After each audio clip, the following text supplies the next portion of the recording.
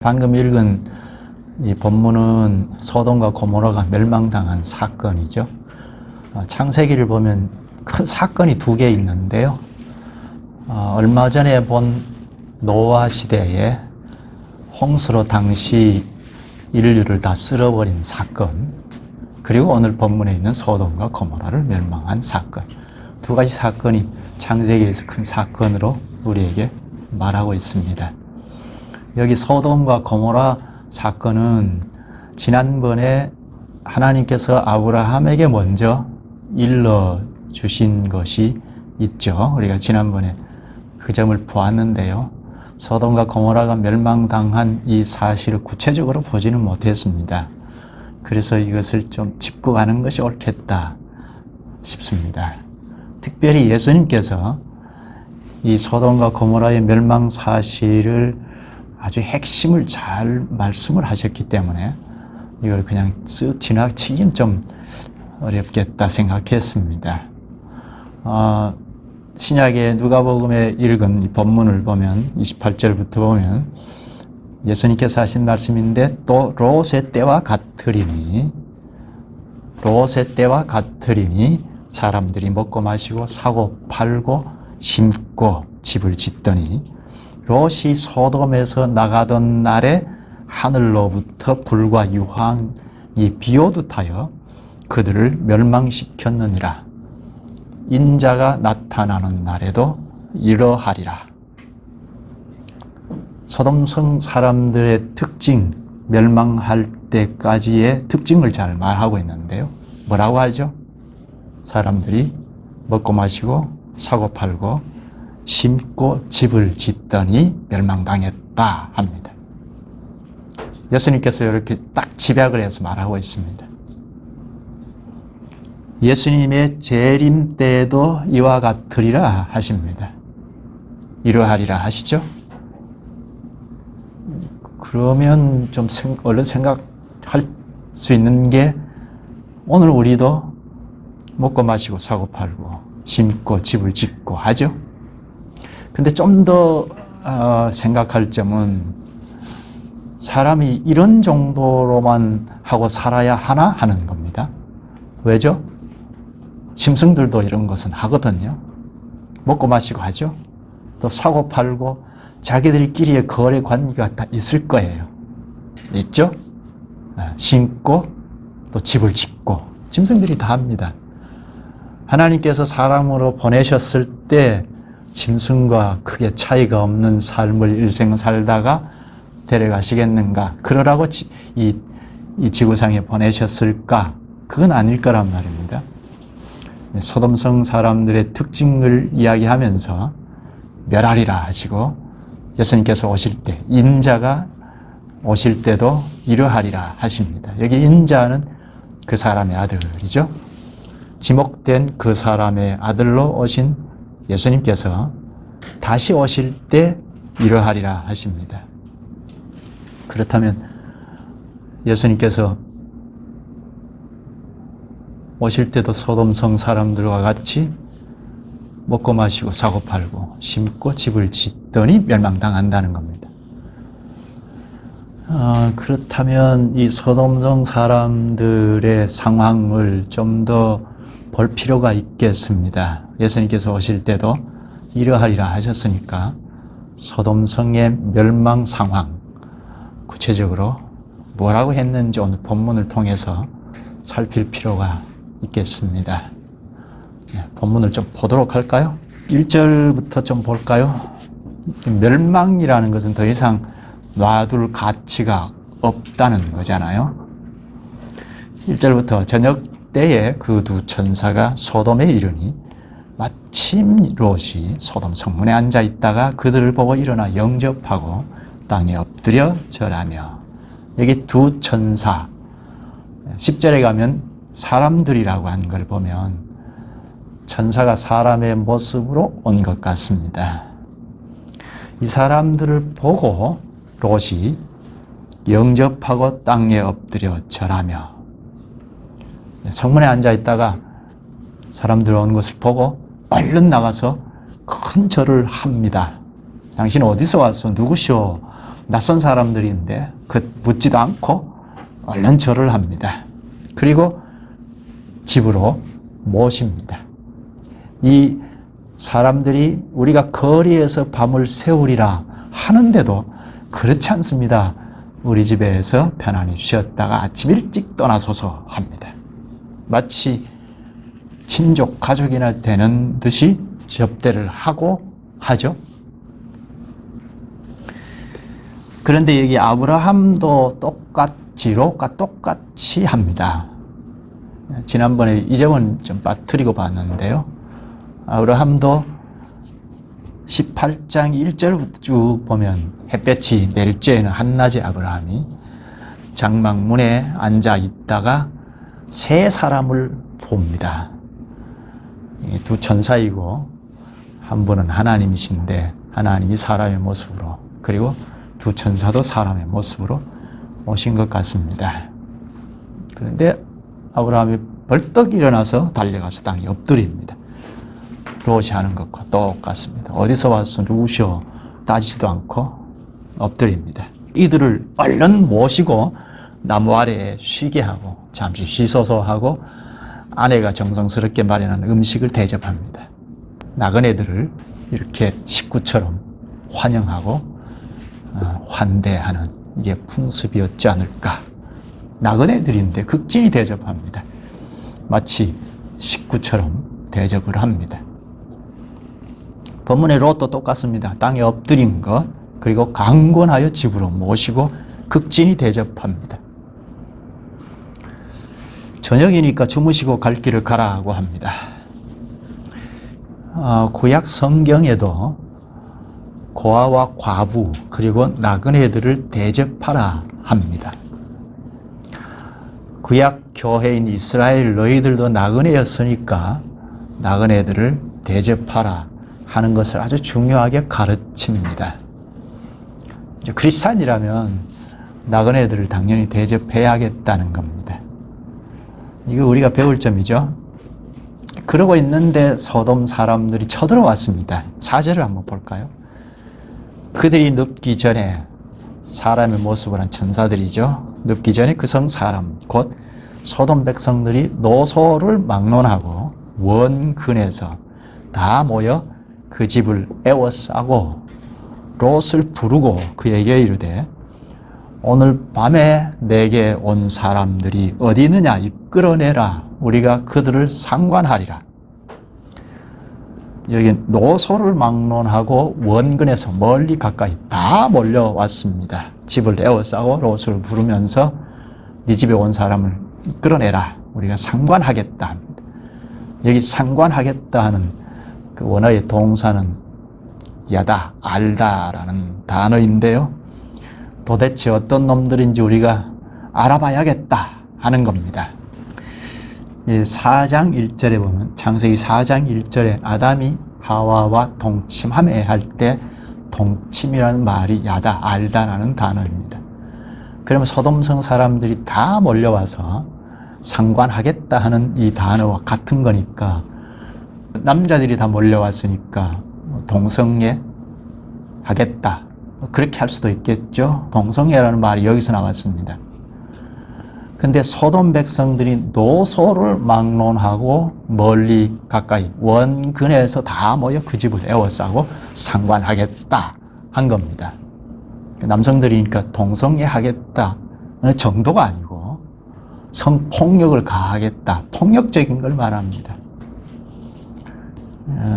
동성애가 죄악이다, 그게 다른 틀린 말은 아니지만 그 정도가 소돔성의 멸망의 원인이다. 일정 원인일 수 있겠는데, 그러면 여성을 남성들이 이렇게 하면 괜찮을까? 그건 마찬가지죠. 성폭력이죠. 이방인들이 우리 동네에 들어왔단 말입니다. 이게 자기 중심적인 사람은 본성적으로 낯선 사람이 오면 경계하고 탐색하고 하는데요. 그 자체가 나쁠 건 없지만 사람 마음대로 함부로 주장하겠다는, 이거는 폭력적인 행사를 가하겠다는 건데, 이거는 삼가해야죠.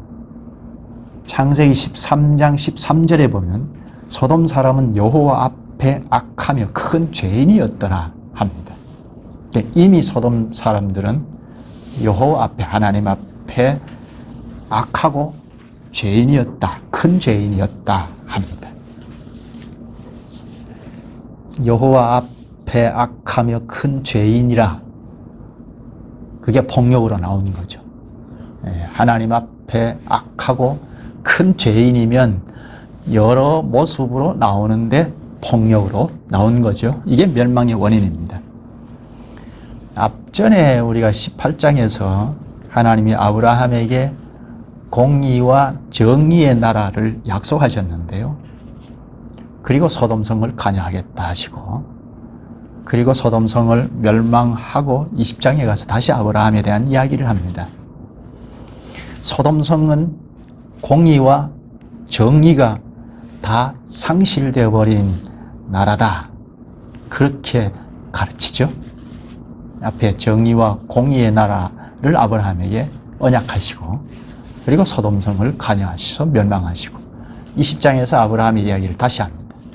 그럼 소돔성을 멸망한 건 공의와 정의가 사라져버린 나라다 하는 겁니다. 천사들이 소돔에 온 목적을 알리는데요. 13절, 그들에 대한 부르짖음이 여호와 앞에 크므로 여호와께서 이곳을 멸하시려고 우리를 보내셨나니 우리가 멸하리라. 이 사람으로 온 천사가 멸하러 왔다 하죠. 하나님께서 보내셔서 왔다 합니다. 여기 그들에 대한 부르짖음이 여호와 앞에 크므로 합니다. 부르짖었다. 죄악의 아우성이라 할 수 있죠.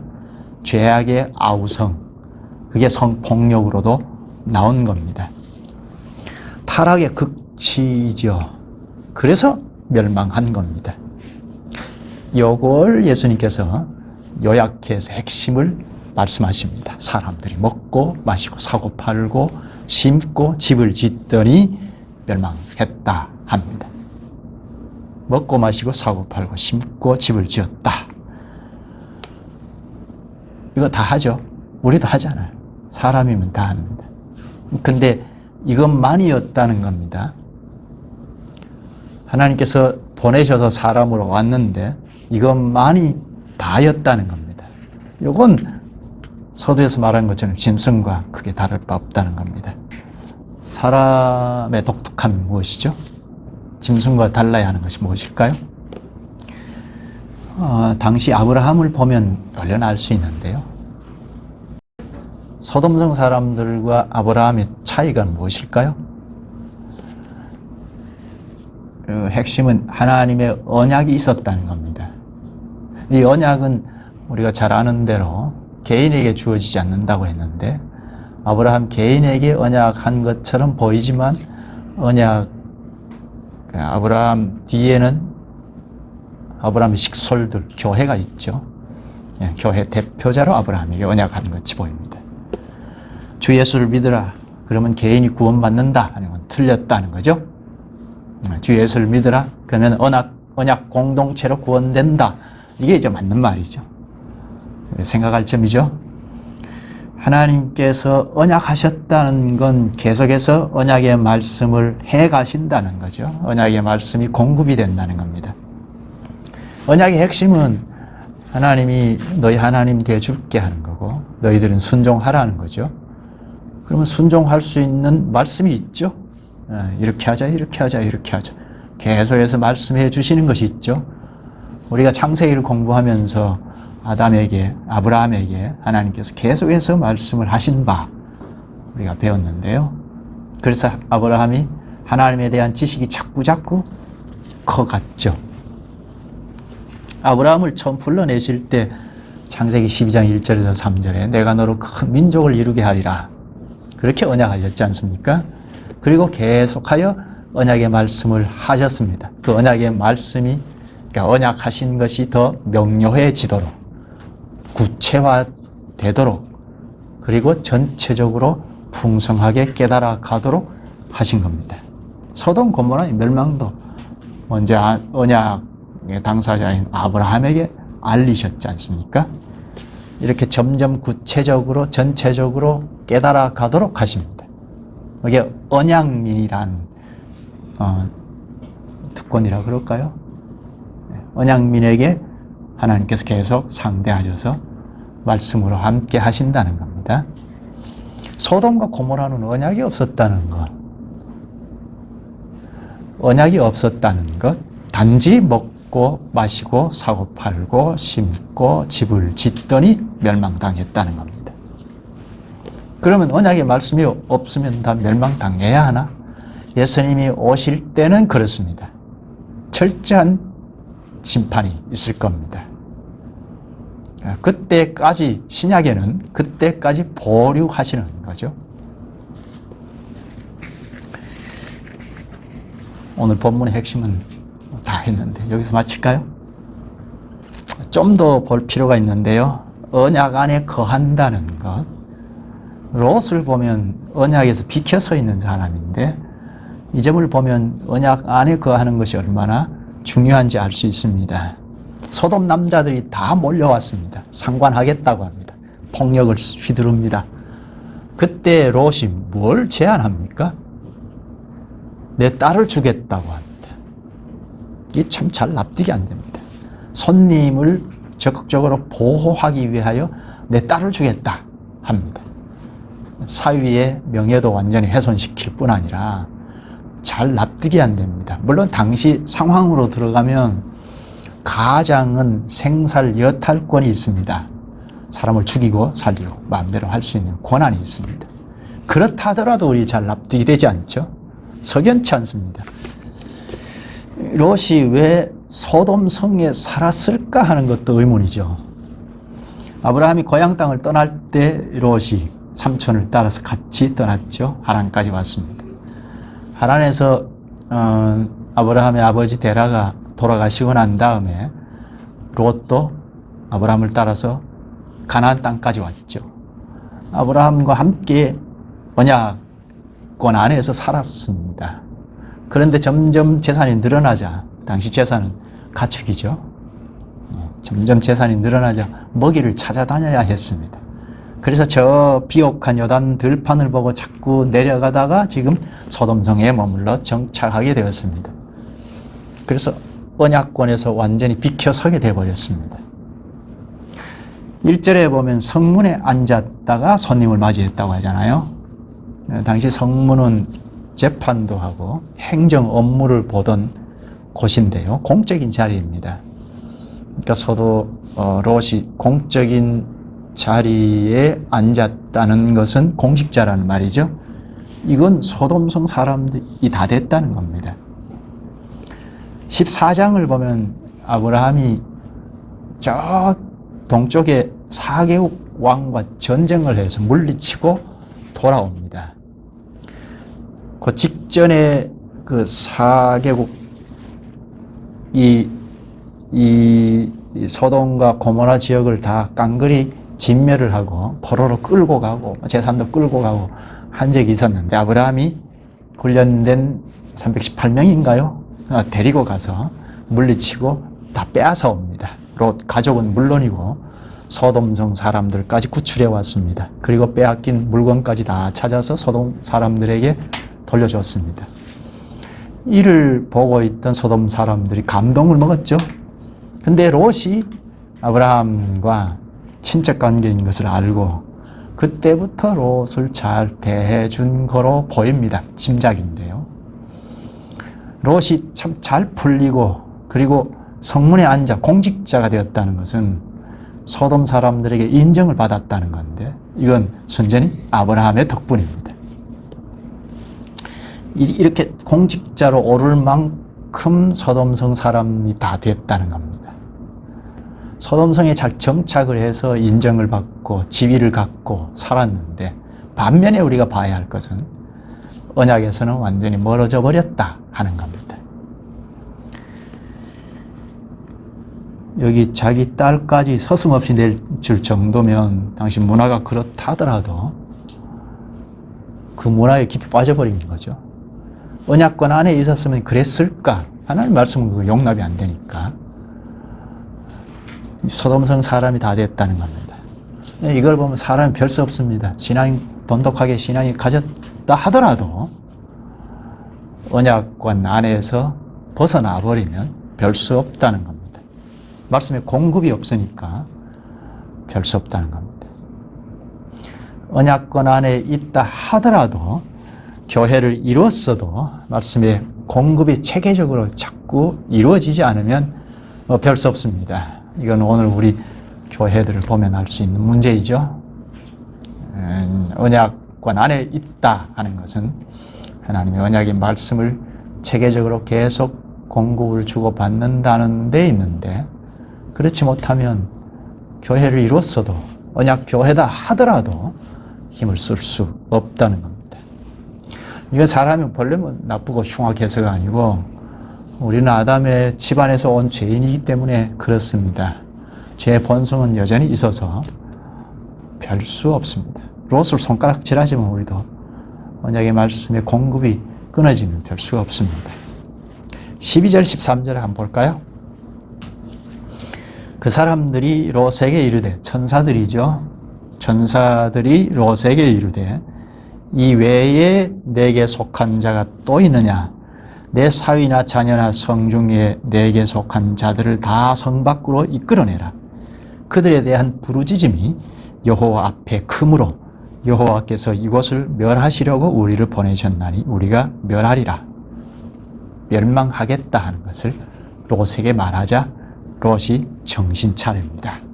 그래서 사위들에게 쫓아가서 멸망을 전합니다. 이곳에서 떠나라 하고 14절에 전하자 사위들이 농담으로 여겼습니다. 하나님 말씀이잖아요. 롯이 하나님의 말씀을 대언했는데 농담으로 여겼습니다. 그동안 롯이 무엇을 했을까? 그것도 생각할 점입니다. 15절을 한번 볼까요? 동틀 때에 천사가 롯을 재촉하여 이르되 일어나 여기 있는 내 아내와 두 딸을 이끌어내라. 이성의 죄악 중에 함께 멸망할까 하노라. 천사가 롯을 재촉합니다. 그냥 멸해도 되잖아요. 그런데 롯을 재촉하는 것은 하나님의 극진하신 사랑이죠. 16절 그러나 롯이 지체하매 그 사람들이 롯의 손과 그 아내의 손과 두 딸의 손을 잡아 인도하여 성 밖에 두니 여호와께서 그에게 자비를 더하심이었더라. 롯이 자꾸 지체하니까 롯의 손을 잡고 아내와 두 딸의 손을 잡고 끌고 갑니다. 성 밖으로 끌어냅니다. 이게 하나님의 자비이죠. 멸망의 땅에 미련을 두고 지체하자 끌고 나옵니다. 이게 하나님의 사랑이죠. 하나님이 왜 이렇게 하실까? 왜 이렇게 자비를 보이실까? 29절에 보면 하나님이 아브라함을 생각하사 롯을 그 엎으시는 중에서 내보내셨더라. 아브라함을 생각하신 겁니다. 언약민을 생각하시고 지금 롯을 구출해 내시는 겁니다. 롯은 좀 가만히 보면 소돔 사람이 다 되기는 했으나 그러나 완전히 불신자로 나간 건 아닌 것 같습니다. 성문에 앉을 만큼 인정받았습니다. 그러나 언약 밖에 살았습니다. 말씀의 공급이 체계적으로 없었다는 거죠. 완전히 불신자로 살지는 않았는데 언약의 말씀을 공급받는 데서는 비켜서 있다는 겁니다. 세상 사람들에게 인정받고 또 손님을 접대하는 것도 소돔 사람들과는 전혀 다릅니다. 말씀을 잘 깨달아서 그랬는지 아니면 그 당시에 풍습이 그랬는지 나그네를 극진히 대접합니다. 이건 참 따뜻함이 있죠. 그리고 멸망을 외쳤는데 멸망이 임박하다 했는데 머뭇거리는 행동을 보면 롯이 그렇게 오늘로 말하면 크리스찬일까 의구심이 들 정도입니다. 세상에 대한 미련과 집착이 큰 것을 볼 수 있습니다. 17절을 볼까요? 그 사람들이 그들을 밖으로 이끌어낸 후에 이르되 도망하여 생명을 보존하라. 돌아보거나 들에 머물지 말고 산으로 도망하여 멸망함을 면하라. 들판에 머물지 말아라. 돌아보지 말아라. 산으로 도망하라 합니다.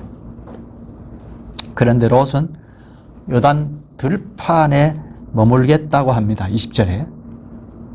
요단이 비옥한 땅이니까 거기를 집착합니다. 아브라함은 지금 산지에 거하거든요.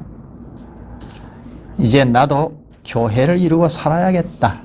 언약권 안으로 들어가야 하겠다. 할 만한데 롯이 나도 산지로 가야겠다. 할 만하잖아요. 아브라함을 생각할 만하잖아요. 아브라함은 롯을 비옥한 땅을 택해서 헤어졌는데요. 그때 아브라함은 여지없이 산지를 택해서 살았습니다. 그런데 롯은 비옥한 땅을 선택해서 살다가 지금 멸망이 외쳐지는데도 미련을 두고 있습니다. 요단 들판을 버리지 못합니다.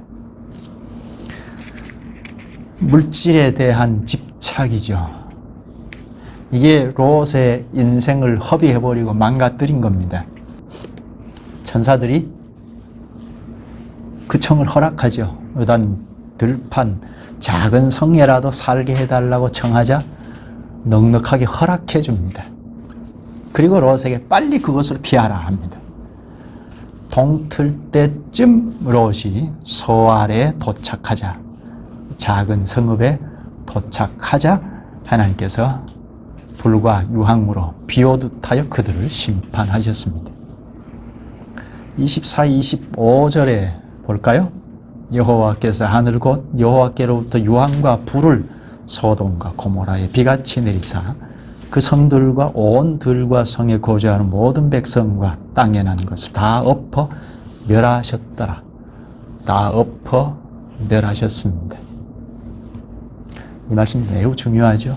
예수님께서 이걸 그대로 인용해서 내가 다시 올 때도 이러하리라 하셨기 때문이죠. 롯의 아내는 롯 못지않게 그 땅을 집착하여 뒤돌아보다가 소금 기둥이 되었습니다.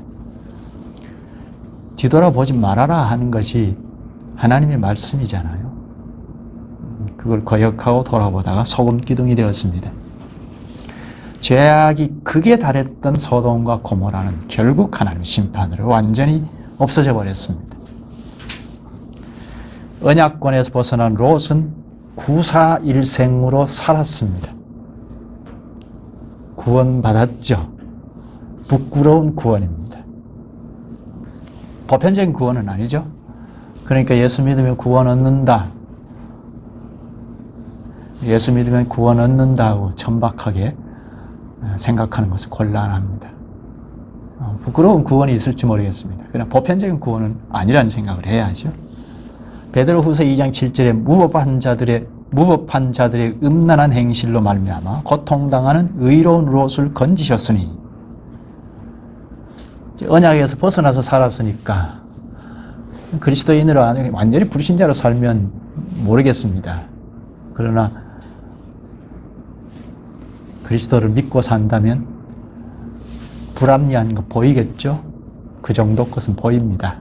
그럼 고통스러운 겁니다. 롯이 그렇게 살았다는 겁니다. 소돔의 멸망은 무법천지가 근본 원인이죠. 예. 지난번에 아브라함에게 약속하신 하나님의 말씀이 공의와 정의가 서는 나라를 언약하시지 않았습니까? 여기 소돔과 고모라는 공의와 정의가 전혀 없다는 거죠. 여기 성경에 소돔 성에 관한 구절이 종종 나옵니다. 여러 곳에 나오는데요. 멸망의 본보기로 나옵니다. 이걸 다 찾아볼 수는 없고, 대표로 이방 나라를 멸망할 때 소돔과 고모라와 같으리라 하고 말씀하는 데가 많고, 그뿐만 아니라 언약 공동체를 멸망하리라 할 때도 소돔과 고모라의 예를 든 적이 있습니다. 그건 이제 우리가 언약권 안에 있으니까 좀 생각할 필요가 있죠. 예레미야 23장입니다. 한번 찾아볼까요? 예레미야 23장. 우리는 언약의 멸망을 크게 볼 수 있어야 하니까. 예레미야 23장 찾으셨으면 14절인데요. 23장 14절을 찾으셨으면 내가 예루살렘 선지자들 가운데도 가증한 일을 보았나니 그들은 간음을 행하며 거짓을 말하며 악을 행하는 자의 손을 강하게 하여 사람으로 그 악에서 돌이킴 없게 하였은즉 그들은 다 내 앞에서 소돔과 다름이 없고 그 주민은 고모라와 다름이 없느니라. 이게 예루살렘 멸망을 예고한 말씀인데요. 소돔과 고모라와 다름이 없다고 하죠. 여기 멸망의 주범이 누구죠? 온 백성들인데 예루살렘 교회가 다 멸망의 주범인데 근본 주범은 누구죠? 여기 내가 예루살렘 선지자들 가운데도 가증한 일을 보았나니 하죠. 거짓 선지자들이죠. 선지자들인데 거짓을 말하는, 그들은 간음을 행하며 거짓을 말하며 악을 행하는 자의 손을 강하게 하여 그 사람으로 그 악에서 돌이킴이 없게 하였은즉.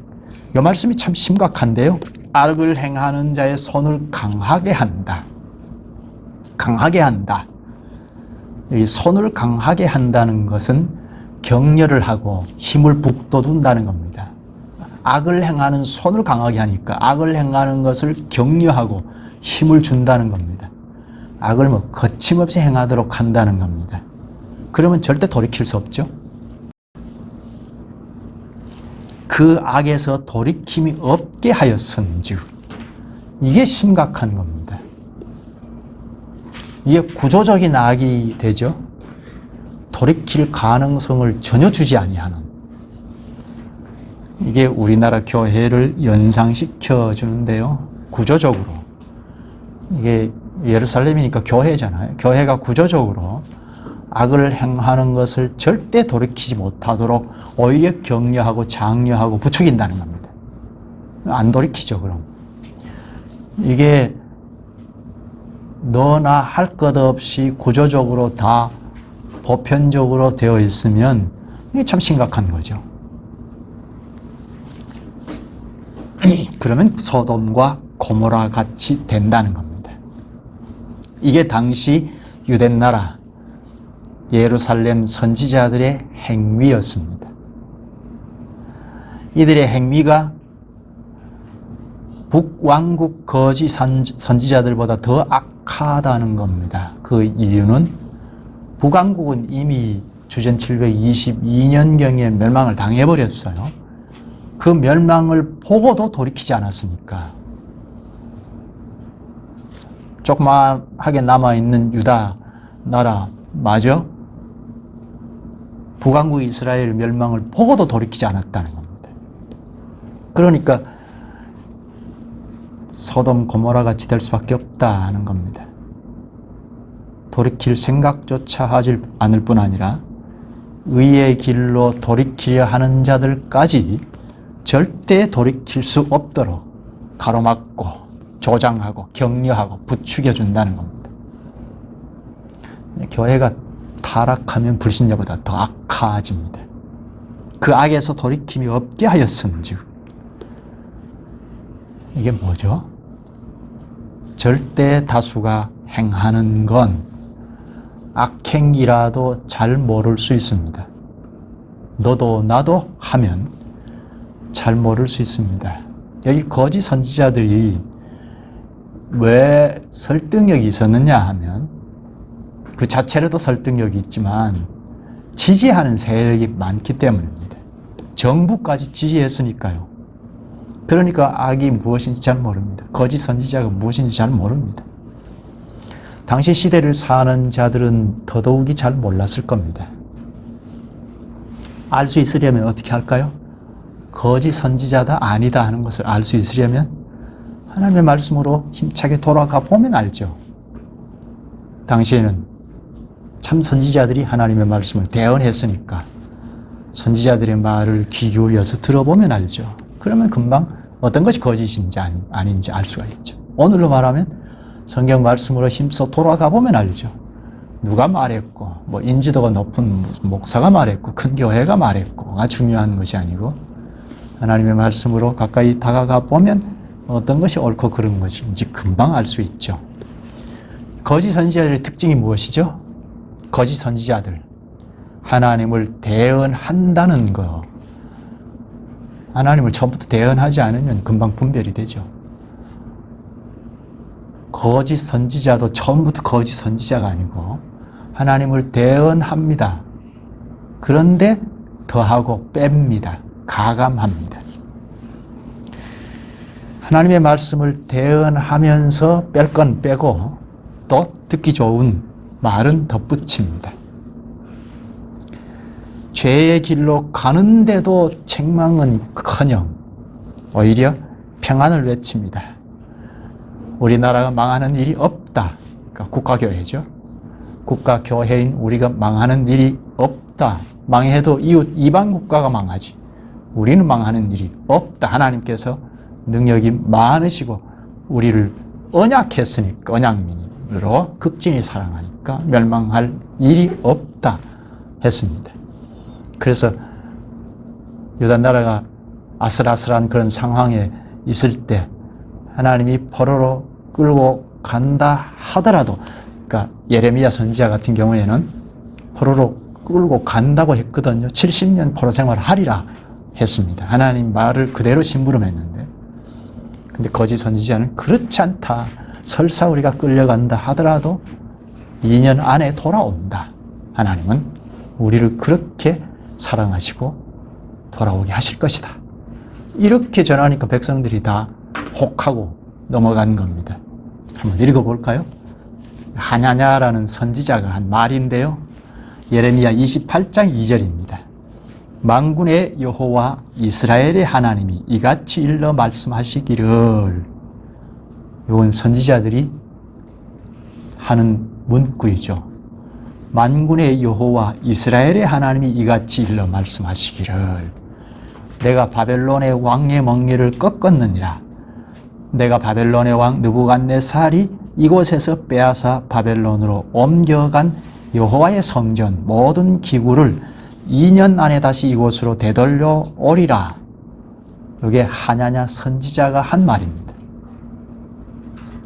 여호와께서 이렇게 말씀하셨다. 우리가 포로로 끌려간다 하더라도 2년 안에 돌아오게 하신다. 이 소리에 다 백성들이 혹했던 겁니다. 거짓 선지자의 예언만 철석같이 믿었던 예레미야 선지자는 70년이 후에 돌아올 것이라고 했는데 그건 너무 많다는 말입니다. 너무 길어요. 거짓 선지자가 한 말을 철석같이 믿었던 백성들은 돌이킬 기회마저 잃어버리고 파멸의 구렁텅이에 다 들어가 버렸습니다. 멸망의 원인은, 그 핵심은 언약의 말씀을 저버렸기 때문이죠.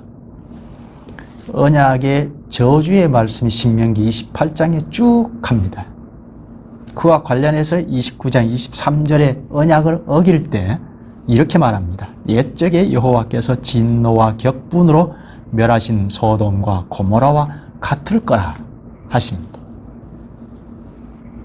소돔과 고모라와 같이 망할 것은 여호와께서 그들의 조상을 애굽에서 인도하여 내실 때 더불어 세우신 언약을 버리고 다른 신들을 따라가서 그들을 섬기고 전한 까닭이라. 언약을 버린 결과 소돔과 고모라와 같이 멸망할 거라는 겁니다. 이와 같은 일이 신약에도 똑같습니다. 예수님이 다시 오실 때 이와 같으리라 하셨고, 오늘도 거짓 선지자들은 악을 부추기고 잘한다. 우리 하나님을 멸망하실 분이 아니다. 하실 겁니다. 할 겁니다. 그래서 에베소서 5장 2절에 당부하기를 누구든지 헛된 말로 너희를 속이지 못하게 하라. 헛된 말은 뭐 이상한 걸 말하는 것이 아니고 하나님의 말씀을 대언한다는데 거기 덧붙이고 빼고 하는 걸 말합니다. 이로 말미암아 하나님의 진노가 불순종의 아들들에게 임하나니. 여기까지 할까요? 소돔과 고모라의 멸망의 근본적인 원인이 무엇일까요? 거기는 언약에 하나님이 없었다는 것이고, 그러니까 여러 결과물이 나오는데 성폭력까지 휘둘렀다는 겁니다. 예수님께서 말씀하시는 것은 사람들이 먹고 마시고 사고 팔고 심고 집을 짓더니 멸망당했다고 합니다. 사람으로서 독특함이 없다는 겁니다. 언약민은 우리가 생각할 점이 무엇이죠? 먹고 마시고 사고 팔고 심고 집을 짓더니 이것만 하면 소돔성 사람들과 똑같을 겁니다. 예수님 다시 오실 때 멸망당할 겁니다. 그럼 뭘 해야 합니까?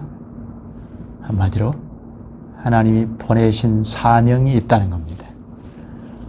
사람으로서 독특한 건 하나님 보내주셨으니까 그 뜻을 잘 알아서 행할 사명이 있다는 겁니다. 사명을 잃어버리면 멸망당한 소돔성 사람들과 똑같이 됩니다. 예수님이 이제 곧 임박해 있는데 우리가 예수님의 재림을 기대하면서 살아가잖아요. 그런데 이러하리라 하셨으니까 사람들이 먹고 마시고 사고 팔고 심고 집을 짓는 이것만 하고 일생을 살아간다면 소돔성 사람들과 같을 거라는 말입니다. 그럼 뭐냐? 첫째는 사명이 있다는 의식을 가지고 무엇보다 말씀을 찾고 언약의 말씀을 공급받는 것, 그리고 말씀을 깨달아가는 대로 행하는 것. 교회 사회로 말하면 공의와 정의가 서는 나라가 되는데 기여하는 것. 그 현실은 뭐죠? 구약에는 고아와 과부들, 나그네들을 대접하라. 너희도 그랬지 않느냐. 오늘 우리도 이방인들이죠. 본래부터 하나님 백성들이 아니죠. 이방인들입니다. 나그네들입니다. 그러면 나그네들을 볼 때 따뜻하게 대접하는 것. 첫째는 믿는 우리에게서 사회적인 약자가 누굴까 돌아보는 것. 이게 자꾸 실력이 점점 갖추어지면 우리의 삶의 요소에서도 파급이 된다는 겁니다. 여기까지 할까요? 기도하시죠. 자비하신 주님, 주님께서 오늘 소돔과 고모라의 멸망의 원인을 가르쳐 주셨사옵니다. 하나님께서 보내어 주셔서 사람으로 왔음에도 그 독특함이 전혀 없는 하나님의 언약의 말씀 공급이 없는 데서 결국은 폭력이나 여러 타협이나 인본주의의 극치인 바벨 사건 같은 것으로 나타나는 걸 우리에게 가르쳐 주시옵나이다. 재림하실 때도 이와 같으리라 하셔서 저희를 일깨우시옵나이다. 언약의 말씀이 공급이 안 되는 데서는 설사 믿음을 가졌을지라도 롯과 같이 고통 중에 일생을 허비하고 종집을 찍는 걸 가르쳐 주셔서 오늘 저희가 주님의 언약의 말씀을 늘 가까이 하고 따라야 함을 깨우치시옵니다. 이제 곧 주의 재림을 기대하며 살아가는 저희가 말씀으로 늘 주님과 동행하게 하시옵소서. 예수님의 이름으로 기도하옵나이다. 아멘.